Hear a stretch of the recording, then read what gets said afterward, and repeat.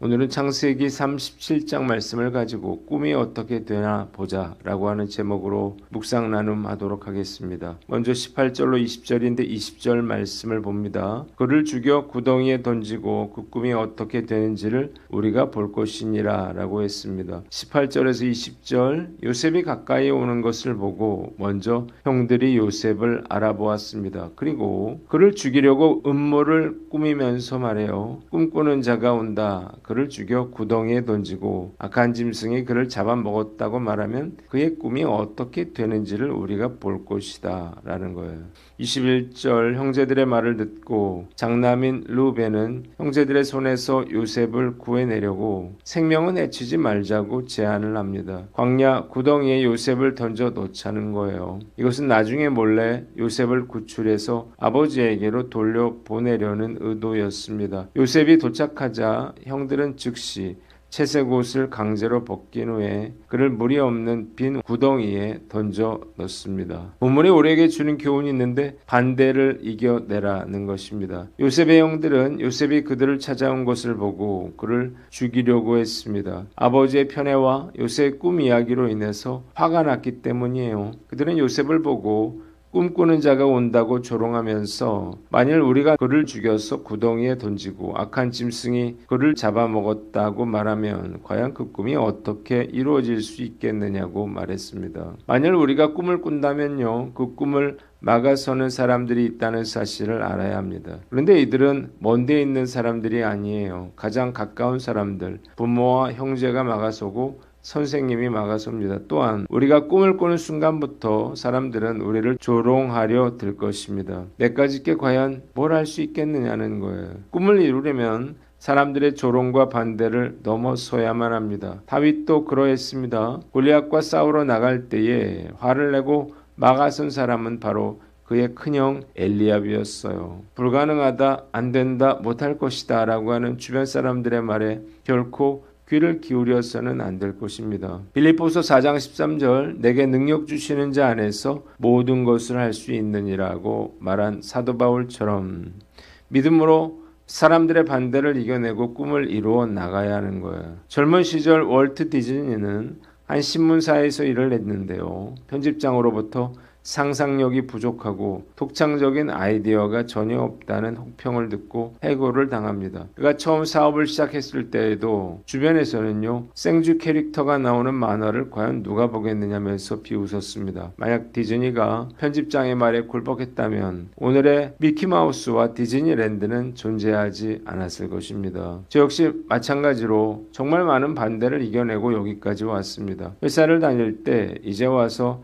신대원을 가는 것은 너무 늦었다는 말을 들었고요. 교회를 개척할 때는 교회 개척은 불가능하다는 말을 수도 없이 들었습니다. 교회를 개척할 때 특히 교회를 건축하겠다고 했더니 욕심이 지나치다는 말도 들었습니다. 지금도 역시 우리 교회 상황에서 교회 건축은 무리다, 불가능하다 라고 하는 말을 하는 분들이 있는데 주변 사람들의 반대를 이겨내고 꿈을 향해 나아가려면요, 너는 안 돼, 불가능한 일이야, 이런 말들은 흘려듣고 하나님께서 주신 꿈에 집중해야 할 것입니다. 하나님이 주신 꿈이 확실하다면요, 반드시 이루어질 것이기 때문이에요. 이 믿음으로 꿈을 향해 달려나가는 저와 여러분들 되시기를 주님의 이름으로 축원합니다. 두 번째 본문은 25절로 28절인데 28절을 봅니다. 형들이 은 20에 그를 이스마엘 사람들에게 팔매 상인들이 요셉을 데리고 애굽으로 갔더라는 거예요. 형들이 음식을 먹던 중에 길르앗에서 애굽으로 향하던 이스마엘 상인 무리들을 발견을 했어요. 그들은 낙타의 향품과 유향, 모략을 싣고 이동 중이었습니다. 유다는 동생을 죽여서 피를 흘리는 것보다 그를 이스마엘 사람들에게 파는 것이 더 유익하고 죄책감을 덜 수 있는 길이라고 형제들을 설득했습니다. 요셉이 우리의 혈육이 아니냐라고 하는 거예요. 형제들은 유다의 말을 듣고 요셉을 구덩이에서 끌어올려 은 20세겔을 받고 이스마엘 상인들에게 요셉을 팔았습니다. 상인들은 요셉을 데리고 애굽으로 갑니다. 본문이 우리에게 주는 교훈이 있는데 꿈을 이루려면 대가를 치르라는 거예요. 하나님이 요셉을 애굽으로 팔려가서 노예가 되게 하신 이유가 무엇인가요? 첫째로 요셉을 하나님의 사람으로 준비시키려는 것입니다. 요셉이 쓰임받기 위해서는요, 인격과 실력을 갖추어야만 했습니다. 그래서 요셉을 고난과 연단을 받게 하신 거예요. 꿈은 있으되 준비되지 않는 사람은 몽상가에 불과합니다. 모세도 40년 동안 미디안 광야에서 연단을 받았고 욥도 다윗도 모두 고난을 통해서 인격과 실력을 갖추어야만 했습니다. 둘째로 야곱의 집안과 이스라엘 민족을 위한 하나님의 계획 때문이었습니다. 당시 애굽 민족은 타 민족에 매우 배타적이었어요. 게다가 그들은 목축을 가증히 여겨서 그들과 가까이 하지 않았습니다. 그래서 7년간의 흉년으로 인해 애굽에 들어온 70명의 야곱의 가족들은요, 고센 땅에서 애굽의 총리가 된 요셉의 보호 아래 자기들만의 소중한 전통을 지켜가면서 400여 년 동안 애굽 사람들의 방해를 받지 않고 수백만 명의 민족으로 커 나갈 수가 있었던 것입니다. 우리도 마찬가지예요. 하나님의 뜻과 계획에 쓰임 받으려면 고난을 통해서 인격과 실력을 갖추어야 하는 것입니다. 예레미야서 29장 11절에 나 여호와가 말하노라 너희를 향한 나의 생각은 내가 아나니 재앙이 아니라 곧 평안이요 너희 장래의 소망을 주려 하는 생각이라고 했습니다. 하나님이 우리에게 고난을 주시지만 고난이 목적이 아니라 하나님의 놀라운 계획과 섭리가 있음을 믿어야 하는 것입니다. 꿈을 이루기 위해서는요, 값을 치를 각오를 해야 합니다. 꿈에는 값이 매겨져 있습니다. 어떤 꿈이든 그 값을 치러야 하는데요. 큰 꿈이면 그 값이 비쌀 것이고 작은 꿈이면 아마 그 값이 조금 쌀 것입니다. 꿈은 큰데 대가를 치르지 않으려는 사람은요, 꿈을 꿀 자격이 없는 사람이에요. 일단 내가 꿈을 찾았고 그 꿈을 성취하기를 원한다면 그 꿈의 값에 따라서 희생을 치러야 하고 노력을 해야 하는 것입니다. 꿈을 이룰 준비를 해야 하는 거죠. 성공은 준비에 비례합니다. 학생은 공부를 열심히 해야 하고 사업을 하는 사람들은 사업을 열심히 해야 하고 직장을 다니는 사람들은 더욱 열심히 일을 해야 할 것입니다. 꿈은 대가를 치르지 않고서는 결코 이룰 수가 없습니다. 사람들은 준비를 하지 않고 왜 내가 하는 일이 잘 안 될까라고 한탄만 하면서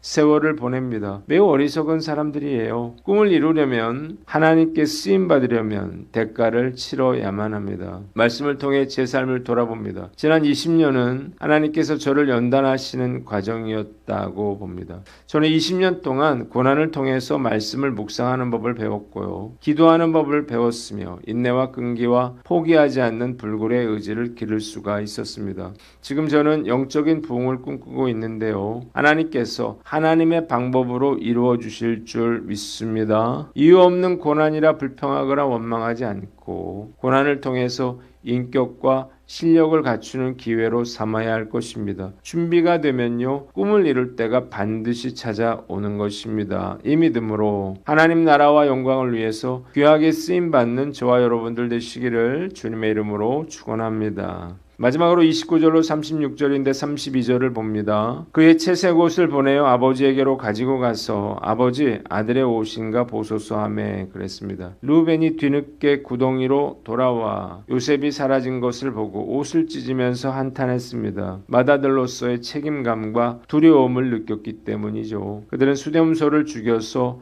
요셉의 채색 옷을 피로 적신 후에 아버지 야곱에게 보내어 요셉이 짐승에게 찢겨 죽은 것처럼 꾸몄습니다. 요셉의 피 묻은 채색 옷을 본 야곱은 요셉이 악한 짐승에게 찢겨 죽었다고 확신하고 옷을 찢고 베옷을 입은 채 자녀들의 그 어떤 위로도 거부하며 슬퍼하며 스올로 내려가 아들에게 가겠다며 통곡을 합니다. 상인들은 애굽에 도착하여 요셉을 바로 왕의 신하이자 친위 대장인 보디발에게 노예로 팔았습니다. 본문이 우리에게 주는 교훈이 있는데 정직하고 진실하게 살라는 것입니다. 형제들의 거짓된 보고는 일전에 야곱이 아버지 이삭을 속여서 형의 장자권을 탈취한 사건을 연상시킵니다. 염소로 아버지를 속였던 야곱을 이번에는 염소의 피로 야곱의 아들들이 속였습니다. 자신처럼 요셉이 장자권을 얻기를 원했던 야곱의 계획이 무산됐어요. 요셉이 죽은 줄 알고 심히 슬퍼하고 애통해하는 야곱의 모습은 그 자신이 지난날 뿌려놓았던 죄악의 결실이었습니다. 심은 대로 거두는 게 인생인 거예요. 속이는 자는 언젠가는 속게 되어 있습니다. 이것이 진리입니다. 속여서 얻는 것은요, 속임을 당해서 잃게 되고, 속여서 즐거운 자는 속아서 울게 되는 거예요. 잠언 11장 6절에 정직한 자의 공의는 자기를 건지려내와 사악한 자는 자기의 악에 잡히리라고 했습니다. 결정적인 순간에 빛을 발하는 것은 재물이 아니라 의로운 삶인 것입니다. 하나님과 이웃을 향해서 자신의 의무를 묵묵히 감당하는 삶은 미래를 열어주는 열쇠가 되지만요, 불의한 자는요, 그가 저지른 악의 발목이 잡히게 될 것입니다. 중국에 한 빵 장수가 있었는데요, 그는 빵을 만들어서 마을 사람들에게 공급을 하고 있었습니다.